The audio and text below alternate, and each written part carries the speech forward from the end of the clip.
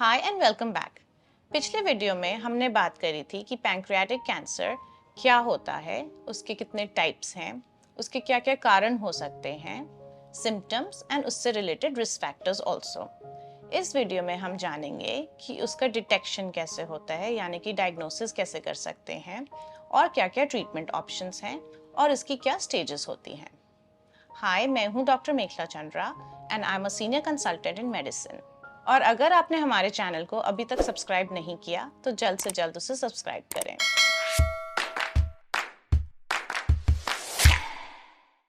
तो सबसे पहले बात करते हैं डायग्नोसिस की। यूजुअली इसको डिटेक्ट करना काफ़ी मुश्किल होता है अर्ली स्टेज में, क्योंकि शुरुआत में इसके कोई सिम्टम्स नहीं होते हैं। और जब सिम्टम्स होते हैं तो वो दूसरी बीमारियों जैसे दिख सकते हैं, जैसे कि जॉन्डिस या डिप्रेशन। और इसका तीसरा रीज़न है कि पैंक्रियाटिक्स को इमेजिंग में देखना थोड़ा मुश्किल होता है, क्योंकि ये liver, small intestine and gall bladder जैसे ऑर्गन्स के पीछे होता है। अब बात करते हैं कि पैंक्रियाटिक कैंसर की डायग्नोसिस और उसकी स्टेजिंग के लिए क्या क्या टेस्ट्स होते हैं। सबसे पहले डॉक्टर आपकी डिटेल्ड हिस्ट्री लेंगे, including clinical and family history. उसके बाद वो कुछ टेस्ट रेकमेंड करते हैं।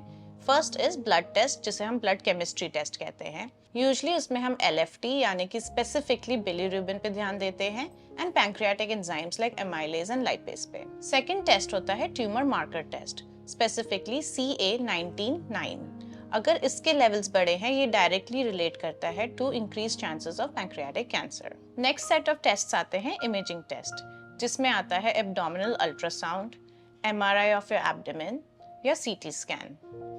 एक होता है पेट स्कैन, जिसमें हम रेडियो एक्टिव शुगर देते हैं and it detects different slices of high resolution through out the body. कुछ स्पेसिफिक टेस्ट्स भी होते हैं, जैसे कि EUS एंडोस्कोपिक अल्ट्रासाउंड, जिसमें हम एंडोस्कोप डाल के इंटरनल ऑर्गन्स की इमेजेस लेते हैं with the help of ultrasound.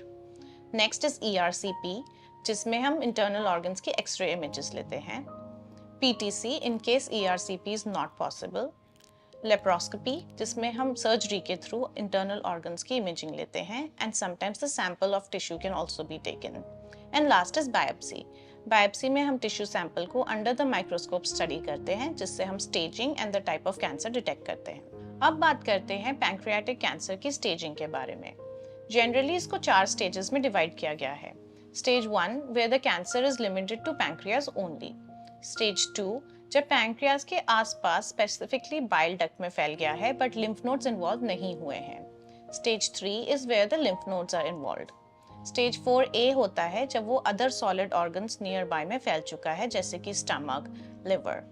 And stage 4B होता है कि जब वो डिस्टेंट ऑर्गन में मेटास्टेसाइज कर चुके हैं। अब बात करते हैं treatment options of pancreatic cancer की। इसके अलग अलग ट्रीटमेंट ऑप्शंस होते हैं। First being surgery. अगर कैंसर अर्ली स्टेज में डिटेक्ट होता है तो it can qualify for surgeries and there is different types of surgeries for that. Second होता है रेडिएशन थेरेपी, जिसमें हम हाई इंटेंसिटी रेडिएशन देते हैं to destroy the cancer cells. Third is chemotherapy, जिसमें हम स्पेसिफिक ड्रग्स यूज करते हैं to kill the cancer cells. Fourth is a combination of chemo and radiation therapy. Fifth is targeted therapy, जिसमें हम specific cancer cells को target करके काम करते हैं।